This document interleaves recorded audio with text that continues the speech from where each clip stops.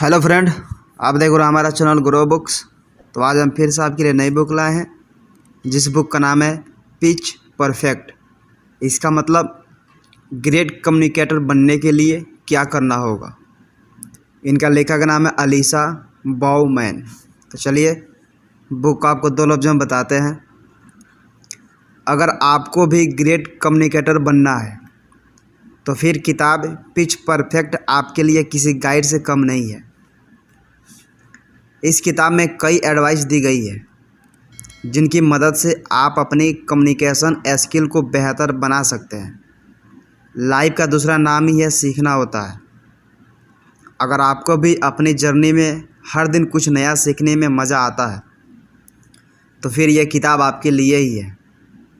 अगर आप भी किसी कहानी का सुनने वाले कहानीकार बनना चाहते हैं, या फिर आपको भी ऐसा लगता है कि जब कभी आप अपना प्रेजेंटेशन दे तो लोगों की नज़र आपके ऊपर होनी चाहिए, तो फिर इस किताब की मदद से आप वैसे बन सकते हैं जैसा आप बनना चाहते हैं। यह किताब किसके लिए है? ऐसा कोई भी जिसे अपनी प्रेजेंटेशन स्किल को सुधारना हो, ऐसा कोई भी जिसे कम्युनिकेशन स्किल के ऊपर काम करना हो, ऐसा कोई भी जिसे ग्रेट कम्युनिकेटर बनना हो, ऐसा कोई भी जिसे पब्लिक स्पीकर बनना हो। अध्याय नंबर 1। कई बार आपका मैसेज पहुंचाने के लिए आपके पास बस एक ही मौका होता है। खुद से सवाल करिए कि ऐसा कितने बार हुआ है कि आप प्रेजेंटेशन के लिए तैयार हो रहे हो और आप नर्वस हो। ये भी पूछिए कि क्या पब्लिक स्पीकिंग के नाम से ही आपको डर लगने लगता है। अगर ऐसा होता है तो फिर यह किताब आपके लिए रामबाण इलाज की तरह काम में आने वाली है। इस किताब की समरी का पहला चैप्टर पढ़ने के बाद से ही आपको आपके सभी सवालों का जवाब मिल जाएगा। आपको पता चल जाएगा कि अच्छा कम्युनिकेटर बनने के लिए आपको ये किताब तो पढ़नी ही चाहिए।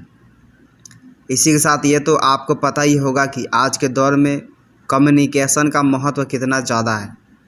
अगर आपको अपनी बात कहने आती है तो फिर लाइफ में आपकी आधी दिक्कत का समाधान भी हो सकता है। आज के समय में भले ही आपका पेशा कोई भी है, भले ही आप एक दुकान चला रहे हैं या फिर आप नेता हैं और ये देश चला रहे हैं, लेकिन आपकी ज़िंदगी में कम्युनिकेशन का महत्व बहुत ज़्यादा है। इसलिए आप कोई भी हो, लेकिन आपको कम्युनिकेट करना आना चाहिए। अगर आपको लोगों से बात करना आएगा तो फिर लोग भी आपको बात सुनेंगे। इसी के साथ आपको ऑब्जर्व भी करेंगे।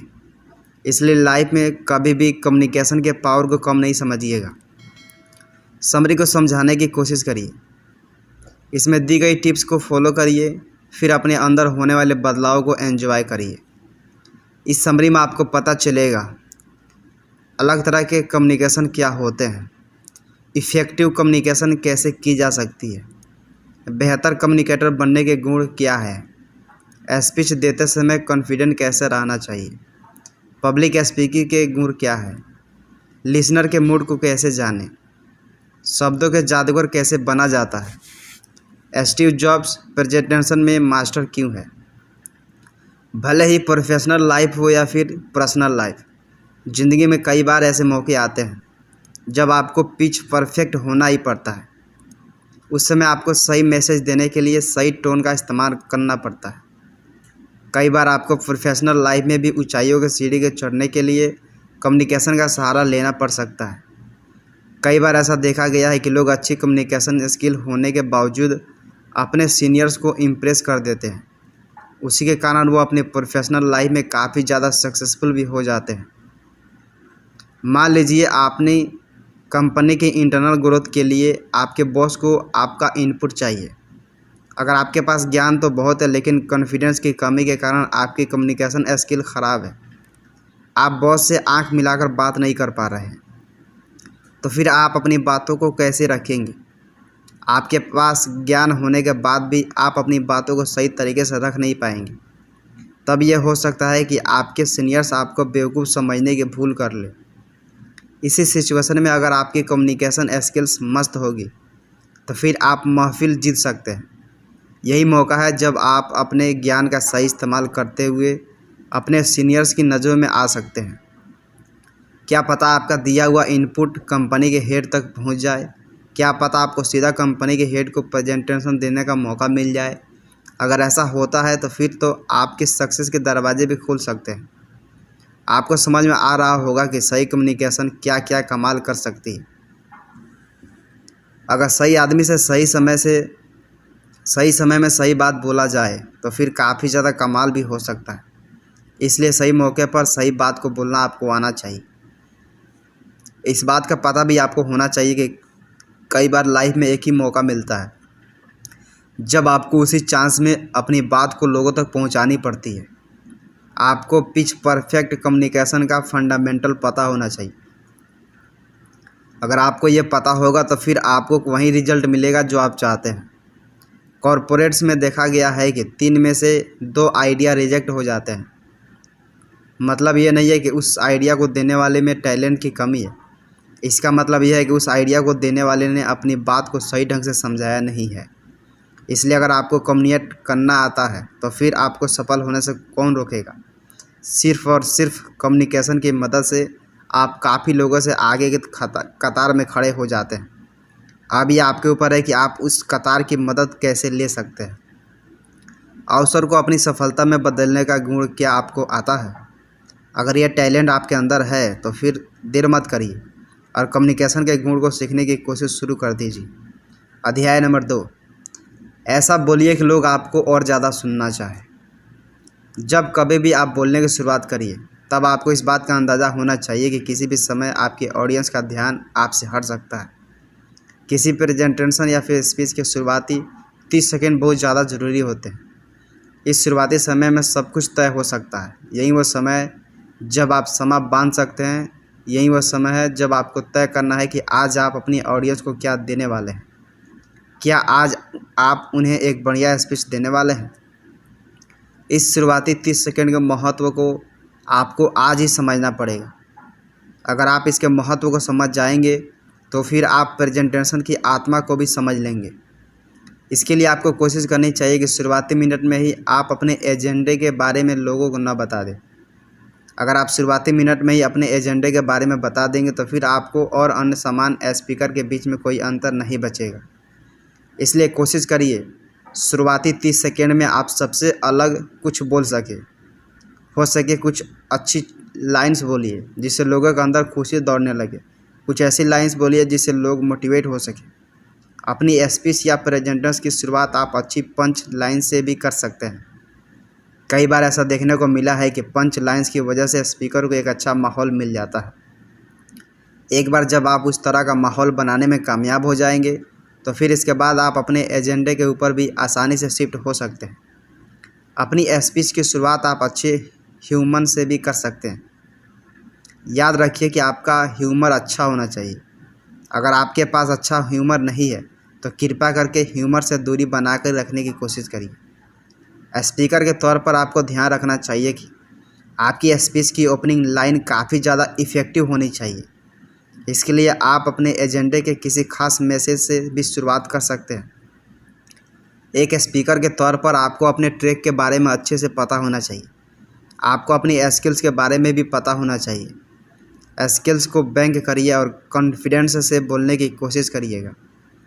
लोगों को जिस चीज़ की उम्मीद ना हो, अगर आप उस तरीके से अपने प्रेजेंटेशन की शुरुआत करेंगे तो लोगों का ध्यान आपकी ओर आएगा। ऐसा ही कुछ 1984 के दौर में स्टीव जॉब्स किया करते थे। तब वो बोलने की शुरुआत अपने नाम से करते थे। पहले वो अपना नाम बताया करते थे जबकि पूरी दुनिया को उनका नाम पता था। उनका नाम सुनते ही श्रोता हंसते और तालियां बजाने लगते थे। इससे उन्हें एक अच्छी शुरुआत मिल जाती थी। अगर आपकी स्पीच की पहली लाइन में ही तालियां की गूंज सुनाई दे जाए तो समझ लीजिए कि दिल के बात दिल तक पहुंच चुकी है। इससे बढ़िया शुरुआत और कुछ भी नहीं हो सकता है। ऐसी शुरुआत के बाद बस आपको शतक ही मारना है। एक स्पीकर के तौर पर ऐसी शुरुआत को ड्रीम स्टार्ट भी कहा जाता है। इस बात को आप तभी समझ सकते हैं जब आप प्रो स्पीकर बन जाएंगे। प्रो स्पीकर बनने के लिए आपको पूरी जर्नी को सीखना भी पड़ेगा और जीना भी पड़ेगा। किसी को अपनी कहानी को ऐसे सुनाइए जैसे आप उस कहानी को जी रहे हो। यही एक स्टोरी टेलर की सबसे बड़ी खासियत होती है। उसकी कहानी में खुद को सुनने वाला भी महसूस करने लगता है। सुनने वाला ऐसा कब करेगा? जब आप अपनी कहानी की जी रहे होंगे, भले ही आप प्रेजेंटेशन दे रहे हो या फिर किसी बातचीत में हिस्सा ले रहे हो। जो भी करो दिल से करो, नहीं तो मत करो। ऐसा बोलिए जैसे आप कहानी को सुना रहे हो। इसके लिए कुछ स्टोरी टेलिंग तकनीक को भी आपको सीखनी पड़ेगी, जैसे कि आपको सुनने वाले के अंदर जानने की इच्छा को पैदा करना पड़ेगा। आपकी बात को सुनने वाले के अंदर ऐसी फीलिंग का जन्म होना चाहिए कि आगे क्या होने वाला है, क्या आगे ये हो सकता है। उसे ऐसा लगना चाहिए कि जैसा वो कोई मूवी देख रहा हो। अगर आप ऐसा बोलना सीख गए तो फिर दुनिया आपकी बात सुनने के लिए लाइन भी लगाएगी। आपको भूलना नहीं चाहिए कि आजकल के स्टोरी टेलिंग में भी काफ़ी ज़्यादा स्कोप है। ऑडियंस को कैप्चर करने की कला इस बात पर बस डिपेंड नहीं करती है कि आप क्या कर रहे हो, वो इस बात के ऊपर भी डिपेंड करती है कि आप कैसे कह रहे हो। इसलिए कहा भी गया है कि अगर आपको कहने का अंदाज़ आता है तो फिर आपकी कही हर बात को सुना भी जाता है। इसलिए अपने अंदर उस अंदाज, उस तहजीब को पैदा करिए। कुछ भी कहते समय आपको ये ध्यान रखना चाहिए कि आप ऑर्डर ना दे रहे हो। आपको प्यार से अपनी बात को समझाना आना चाहिए। अध्याय नंबर 3, अपनी स्पीच के मुख्य मैसेज को सही ढंग से पहुंचाने की कोशिश करिए। कई जगह यह बताया भी गया है कि कठिन शब्दों में बड़ी चीज़ें लिखना बहुत आसान है, लेकिन सरल शब्दों में अच्छी चीज़ें लिखना काफ़ी ज़्यादा कठिन है।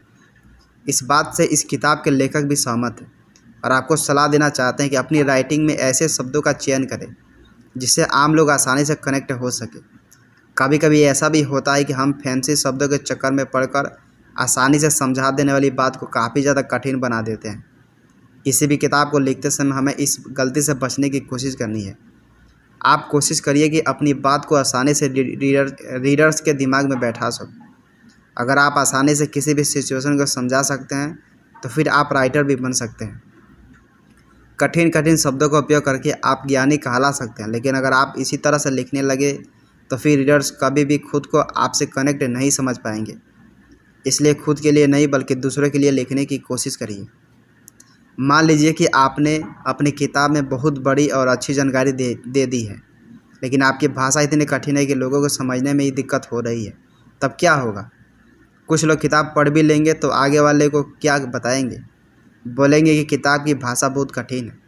कई लोग तो आधी किताब पढ़कर फिर पढ़ना ही बंद कर देंगे। इससे क्या होगा? आप जो भी संदेश या कहानी लोगों तक पहुंचाना चाहते हैं वो आगे बढ़ ही नहीं पाएगी। इसलिए लिखते समय इस बात का ख्याल रखिएगा कि सरल से सरल भाषा में लोगों तक बढ़िया से बढ़िया कंटेंट दे सके। इसलिए हमेशा स्पीच देते समय इस बात का ख्याल रखिएगा कि आप अपनी स्पीच के मुख्य भाग को सरल और आसान भाषा में लोगों को समझा सकें। आपको ये भी ध्यान में रखना पड़ेगा कि ओपनिंग लाइन्स और फैंसी शब्दों के बीच में कहीं आपका मुख्य संदेश ही दबकर न रह जाए। इसलिए अपने मुख्य मैसेज को सरल और आसान शब्दों में सुनने वाले के दिमाग में आपको बैठाना है। यही स्पीकर की काबिलियत होती है कि वो मैसेज को लोगों के दिल और दिमाग में बैठा दे। अध्याय नंबर 4, पॉज के महत्व को भी समझने की ज़रूरत है। इससे आप और अच्छे से बोलना सीख सकते हैं।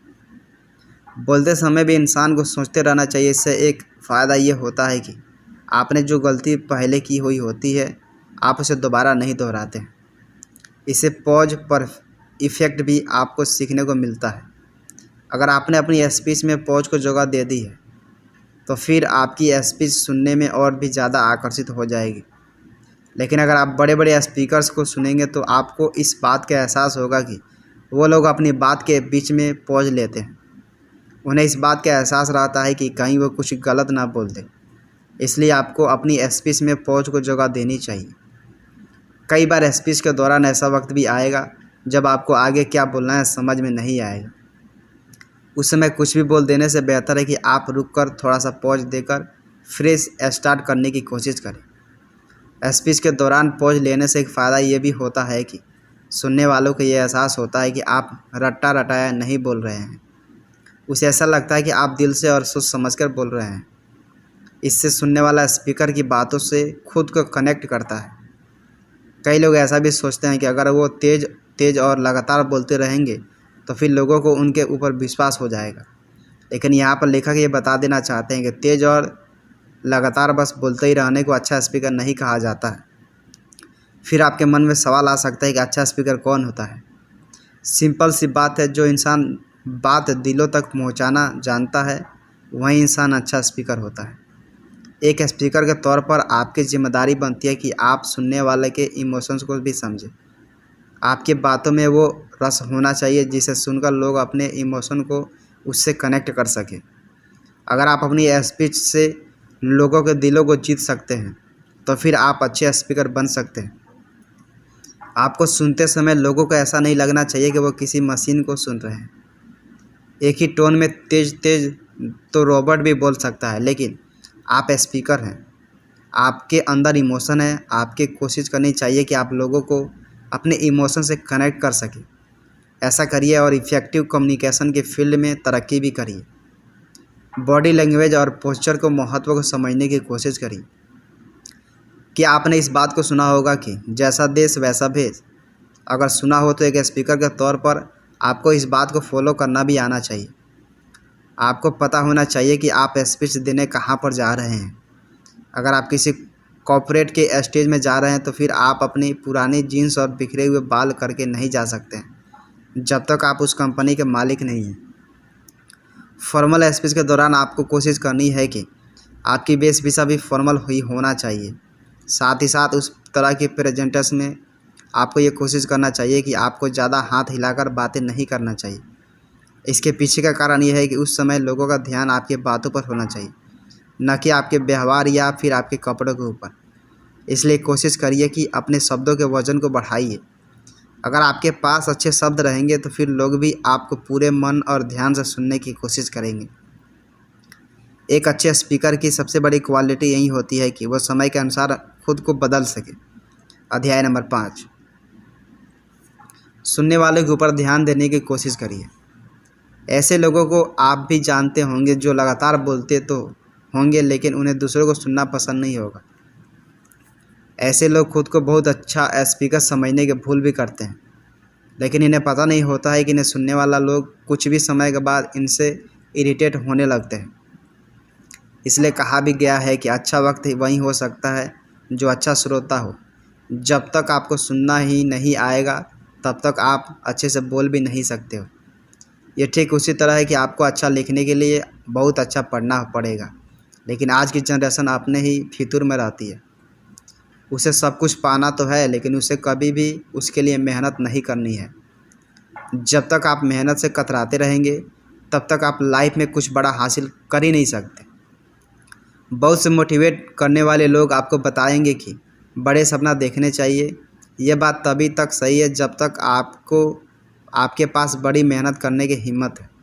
अगर आप मेहनत कर सकते हैं तभी आपको बड़े सपने देखने को भी हक है। जब कभी भी आप स्पीच देने जाएं या फिर प्रेजेंटेशन देने तो कोशिश करिए कि संवाद दो तरफा हो। इसके लिए आपको ट्राई करना पड़ेगा कि आप वहां बैठे लोगों को समझ सकें। इसके लिए आपको उन्हें सुनना भी पड़ेगा। एक अच्छा कन्वर्जेशन तभी हो सकता है जब दो तरफा हो। एक तरफा तो ऑर्डर दिए जाते हैं। कम्युनिकेशन की ताकत ही दो तरफा में है। साथ ही अपने डिस्कशन का फोकस खुद कंट्रोल करना है। अगर आप सोचते होंगे कि डिस्कशन क्या है तो आपको बता दें कि डिस्कशन एक कार ड्राइव की तरह होता है। इसमें आपके पास दो ऑप्शन होते हैं। पहला ऑप्शन है कि आप बैक सीट में बैठ जाए और किसी दूसरे को आपकी डेस्टिनेशन तय करने दें। दूसरा ऑप्शन यह है कि आप खुद ड्राइविंग सीट में बैठे और गाड़ी के स्टीयरिंग को अपने हाथों में संभालने की कोशिश करें। दूसरे को कन्वर्जेशन कंट्रोल करने देने में एक ख़तरा ये भी है कि जब कोई और डिस्कशन को कंट्रोल करेगा तो फिर आप अपनी स्ट्रेंथ पर नहीं रह पाएंगे। सोचिए कि आप क्लाइंट के साथ बात कर रहे हैं। आप दोनों की बात बहुत अच्छी चल रही है। आपको लग रहा है कि आप डील क्रैक हो सकती है, लेकिन तभी कोई और वर्कर बीच में आ जाए। बीच में आने के साथ ही साथ वो अपनी बात शुरू कर दे। वो अपनी शादी की बात करने लगे तो फिर क्या होगा? क्या आपकी बात सही दिशा में हो पाएगी? इसके बाद आप देखेंगे कि आपके क्लाइंट को हंसी आ सकती है लेकिन आपको गुस्सा आएगा। अगर आप तुरंत उस कन्वर्जेशन को सही दिशा में नहीं मोड़ेंगे तो फिर वो डील आपके हाथों से जा भी सकती है। तो फिर अब सवाल ये उठता है कि आप सिचुएशन को अपने फ़ायदे के हिसाब से कैसे बदलेंगे। इसका जवाब है कि आपका टॉपिक ही बदलना पड़ेगा। अगर आप टॉपिक बदल देते हैं तो फिर सिचुएशन फिर से आपके हिसाब से हो सकता है। अध्याय नंबर 6, तैयारी में ध्यान देना ना भूलिए। मान लेते हैं कि आपके बोलने का स्टाइल बहुत अच्छा है। अगर आप जानते हैं कि आप अच्छा बोलते हैं, इसका मतलब ये नहीं कि आप ये मान लें कि हर बार बिना तैयारी के भी आप स्टेज पर आग देंगे। अगर आप ऐसा सोचते हैं तो फिर ये आपकी गलत फहमी है। इसलिए आपको सलाह दी जाती है कि लाइफ में कुछ भी पालो, लेकिन गलत फहमी मत पालो। भले ही आप कितने भी अच्छे स्पीकर क्यों ना हो, आपको तैयारी करने की ज़रूरत तो है। वो भी ऐसी वैसी तैयारी नहीं, बल्कि बहुत अच्छी तैयारी। अगर आप बिना तैयारी के ही स्टेज पर चले जाएंगे, अगर आपका ख़राब दिन रहा तो लोगों का ध्यान भी आपसे हट जाएगा। एक ख़राब दिन आपकी पूरी मेहनत को ख़राब कर सकता है। इसलिए कहीं भी पब्लिक स्पीकिंग से पहले आपको तैयारी तंदुरुस्त होनी चाहिए। अगर आपकी तैयारी बढ़िया रहेगी तो फिर स्टेज को भी आप अपने ज्ञान से संभाल ही लेंगे। इसलिए शुरुआत में ही आपको बताया गया था कि आपको पढ़ने की आदत डालनी चाहिए। जितना ज़्यादा आप पढ़ेंगे उतना ही ज्ञान आपके पास होगा। कोशिश करिए कि ट्रेंडिंग टॉपिक्स के ऊपर तो आप पढ़ते ही रहें। जिस दिन स्टेज में आप मुश्किल में फंसेंगे, उस दिन आपको अपना ज्ञान ही बचाएगा। ज्ञान कहाँ से आएगा? ज्ञान लगातार पढ़ने से आएगा। इसके लिए आपको पढ़ने की आदत डालनी पड़ेगी, एक ऐसी आदत जिससे आपकी क्रिएटिविटी भी बहुत ज़्यादा बढ़ने वाली है। समय की कद्र, ये वाक्य सुनने में जितना छोटा है, इसका अर्थ लाइफ में उतना ही बड़ा है। अगर आप टाइम मैनेजमेंट के गुण को सीख जाएंगे तो दुनिया भी आपकी इज्जत करेगी। जब कभी आपको स्पीच देने के लिए जाना हो तो फिर आपकी कोशिश होनी चाहिए कि आप समय से काफ़ी पहले वहाँ पहुँच जाए। जल्दी पहुंचकर बस वहाँ की व्यवस्था नहीं देखना है। जल्दी पहुंचकर और भी बहुत से काम किए जा सकते हैं। जल्दी पहुंचकर आप उस ऑडिटोरियम को महसूस भी कर सकते हो जहाँ पर आप स्पीच देने वाले हो, या फिर आप ऑडियंस की जगह बैठकर भी खुद को इमेजिन कर सकते हैं। अगर आप ये सब करते हैं तो इससे कुछ और हो या ना हो, आपकी कॉन्फिडेंस ज़रूर बढ़ेगा। इसलिए आपको समय की कदर करनी चाहिए। इसी के साथ ही साथ आप वहाँ पर मौजूद ऑडियंस से बात भी कर सकते हैं। इससे आपको उनके बारे में काफ़ी कुछ पता चलेगा। इससे आपको अपने लिसनर के स्वभाव के बारे में अंदाज़ा होगा। इस एक्सरसाइज से आपके अंदर का प्रेशर भी ख़त्म हो जाएगा। आपको काफ़ी ज़्यादा रिलैक्स महसूस होगा। पहले पहुंचने से आप वहां के ऑडियंस को खुद का दोस्त भी बना सकते हैं। इसके बाद इस किस्से की आप अपनी स्पीच के दौरान शेयर भी कर सकते हैं। यह सब करने के बाद आपको एक बात का ख्याल रखना है कि जब भी स्पीच देने के लिए स्टेज पर जाए, उससे पहले एक डीप ब्रीदिंग ज़रूर कर ले। इससे आपके अंदर कॉन्फिडेंस आएगा, तब आपके अंदर विश्वास आ जाएगा, तो फिर आपको काफ़ी रिलैक्स भी महसूस होगा। इसी के साथ हमेशा अपनी स्पीच की शुरुआत धीरे से करिएगा। इससे आपको बाद में एनर्जी लाने में मदद मिलेगी। पूरा खेल ही एनर्जी का है। एनर्जी तभी आएगा जब आपके अंदर आत्मविश्वास रहेगा। अध्याय नंबर 7, आत्मविश्वास के साथ अपनी बात को लोगों के सामने रखने की कला को सीख लीजिए। गुड कम्युनिकेशन का सही मतलब नहीं होता है कि आपको कहीं बिजनेस रिलेटेड स्पीच देनी है। गुड कम्युनिकेशन आपको किसी की शादी में भी करनी पड़ सकती है। आपको अपने दोस्त की शादी में उससे जुड़ी हुई कहानी सबसे शेयर करनी पड़ सकती है। उस तरह की सिचुएशन में आपको कोशिश करनी है कि माहौल के हिसाब से अच्छा कहानियाँ लोगों को सुनाए। उस समय आपको गंदे जोक्स से परहेज करना है। गुड कम्युनिकेटर वही होता है जो माहौल के हिसाब से अपनी बात करे और महफिल को जीत ले। किसी भी वाक्य या फिर सेंटेंस को सुंदर क्या बनाता है? ये सवाल जितना सुंदर है उसका जवाब देना उतना ही कठिन है। ये वैसी ही चीज़ है जिसे खुद पढ़कर ही अनुभव किया जा सकता है। यह ठीक इश्क की तरह है। इश्क की खूबसूरती का एहसास आपको तब नहीं हो सकता जब तक आप खुद उन गलियों से ना गुजरे। भले ही किताबी ज्ञान आपके पास कितने भी क्यों ना हो, लेकिन यह ज्ञान आपको फ़ायदा तभी देगा जब आप खुद उस फील्ड के खिलाड़ी बनने की कोशिश करेंगे। इस चैप्टर के माध्यम से लेखक आपको बता देना चाहते हैं कि वाक्य की सुंदरता को पता करने का कोई हार्ड और फास्ट रूल नहीं है, लेकिन फिर भी सिंपल, क्लियर, म्यूजिकल वाक्य सुंदर होते हैं। ऐसे वाक्य जो बड़े प्यार से और सिंपल तरीके से अपने रीडर्स से कम्युनिकेट करने में कामयाब हो जाते हैं, वहीं ये वाक्य सभी के दिलों में भी छा जाते हैं। इसलिए कम्युनिकेटर के तौर पर आपको इस बात का ख्याल रखना है कि आपकी बात सिंपल तरीके से लोगों के दिलों तक पहुंचनी चाहिए। कुल मिलाकर पिच परफेक्ट कम्युनिकेशन का मतलब क्या होता है?